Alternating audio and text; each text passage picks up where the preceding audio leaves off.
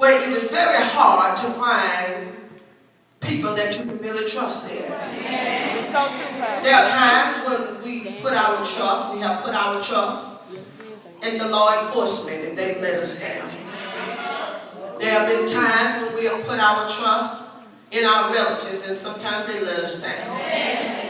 Times when we put our trust in the school system and yet our children come out all messed up and molested. There have been times when we put our trust even in those in the church only to tell them our problem and it be on the news before we get home.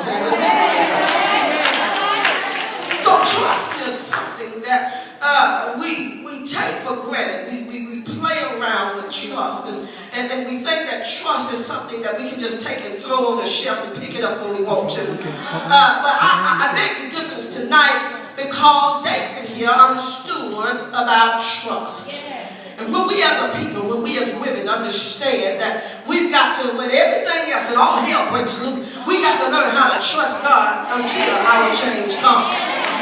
And so we find ourselves many times in a dilemma because we put our trust in somebody thinking that they will hold our secret, that they will hold our problem, that they will hold our complaints only to find ourselves on a signboard on the side of the road. Can I get a witness of that? And so tonight I want to talk to you because the thing said trust in God. And one thing that we as a people will find out that when we trust in God, we can tell them. The old folks said, you can tell the Lord all about it and you'll never hear it again. Have I anybody in here from the old school tonight? So tonight, change. This is the change conference because trusting God and change, when you put those two together, what a powerful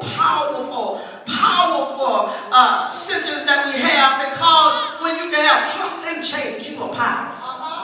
And sometimes as women, we don't know how powerful we are until we walk by faith. And I believe I heard the sister talk about faith, the grain of a mustard seed. And so David here tonight, I want to talk to him because if anybody knew about trusting God, David knew how to trust God.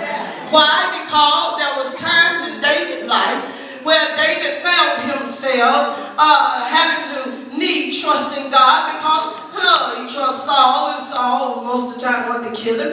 His children cut the food. One tried to rape the other. One son tried to take the kingdom. And then we all know about Bathsheba, but that's another story, another time.